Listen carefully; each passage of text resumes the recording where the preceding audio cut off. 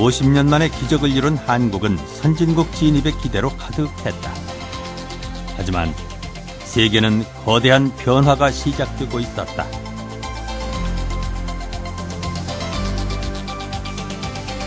소련이 사라진 세계 중심은 미국이었다. 냉전 종식 후 미국은 새로운 무역 체제를 필요로 했다. WTO 체제가 시작된 것이다. 농산물 시장 장벽을 없애고 지적 재산권이 보호되는 등 더 많은 개방이 요구됐다.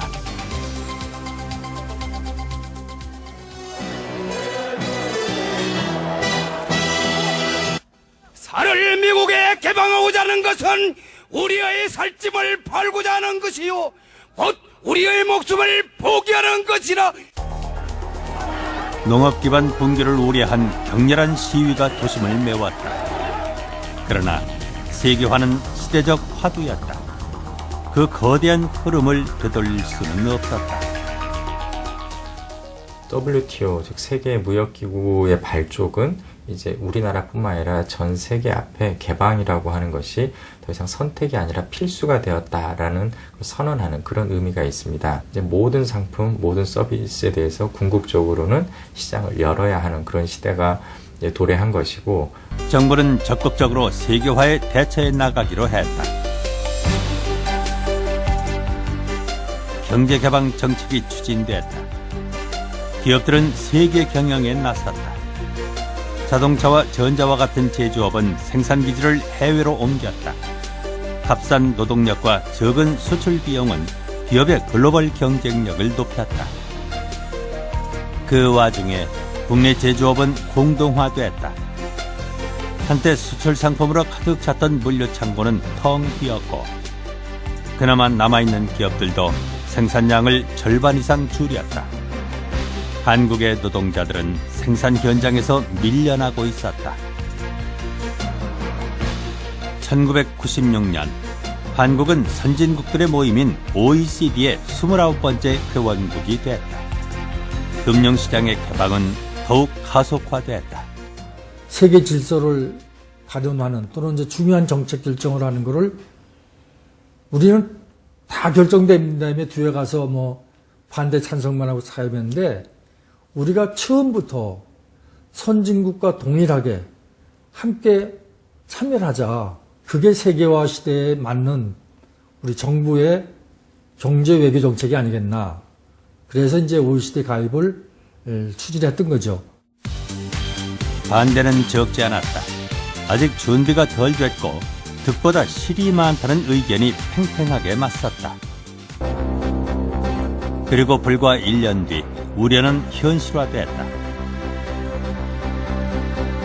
반도철강의 부도를 신호탄으로 대기업들이 우후죽순처럼 무너졌다. 은행권의 급격한 자금 회수로 기아자동차도 부도가 났다. 만여 명의 임직원들이 거리로 내몰렸다.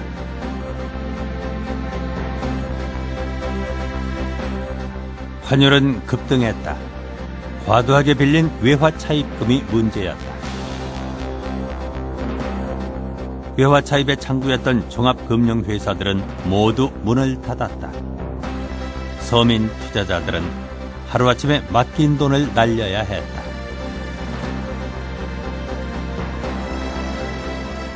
국가부도의 위기에서 한국은 결국 IMF 구제금융체제에 들어가게 된다.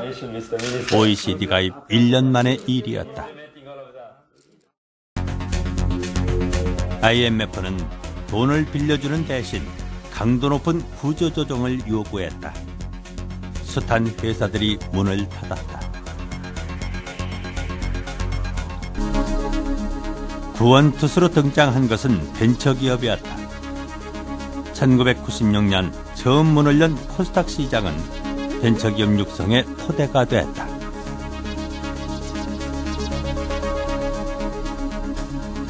(1997년에) 제정된 벤처기업 육성 특별법으로 벤처기업의 육성과 그를 통한 구조조정은 더욱 원활해졌다.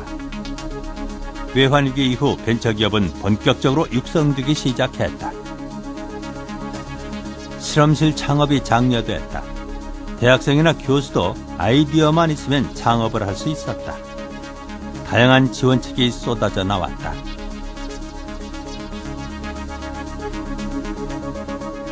벤처단지도 건설됐다. 60, 70년대 공단이 건설됐듯이 벤처단지는 2000년대의 산업단지였다.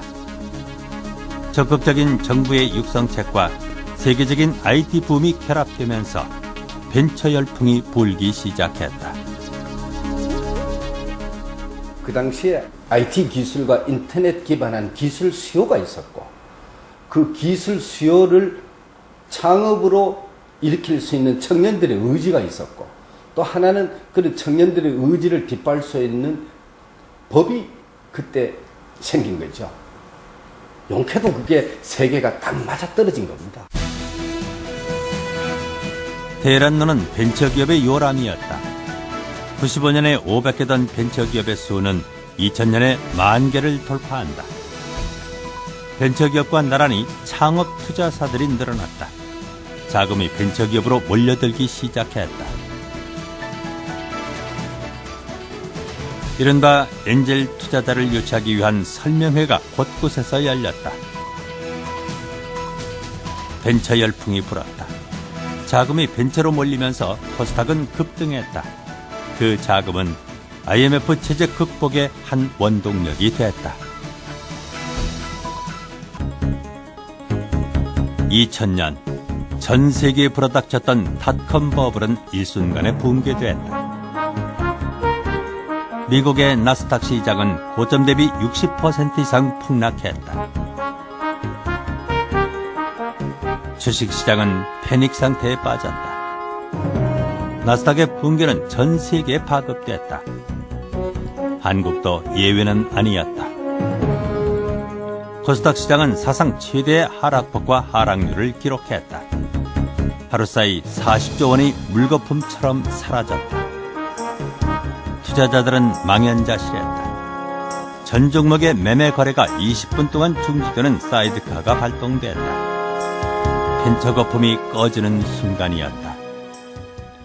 벤처기업에 투자만 하면은 무조건 돈을 벌 수 있는 것 같이 오인이 됐어요.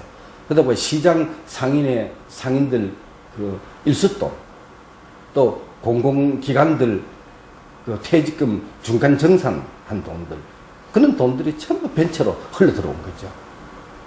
그 소위 말하는 왜냐하면 벤처 투자라는 거는 벤처 캐피탈이 하는 전문 영역이에요. 그런 전문 영역을 마치 주식 투자하듯이 일반인들이 막 투자하기 시작하니까 이 버블이 날 수밖에 없는 거죠. 거품은 사라졌다. 하지만 우리에겐 열정과 아이디어만 있다면 성공할 수 있다는 소중한 선례가 남았다. 모두가 시작을 해서 성공을 한다면 그게 벤처겠어요. 물론 실패도 많았지만은 정말 그 실패를 딛고 성공한 기업들도 지금 많습니다. 체력클럽이 315개 업체라는 것은 대단한 성과지 않습니까? 그 중에서 세계 인류 기술 기업들도 아주 많아요. 이건 그런 아픔을 딛고 이루는 현재의 저는 성과라고. 4, 3, 1. 드디어 새천년이 밝았습니다. 다시 새천년이 시작됐다. 한국은 IMF 체제를 성공적으로 졸업했다. 수많은 국민들이 고통을 감내한 결과였다. 고통 속에서 국민들은 더 나은 미래를 원했다.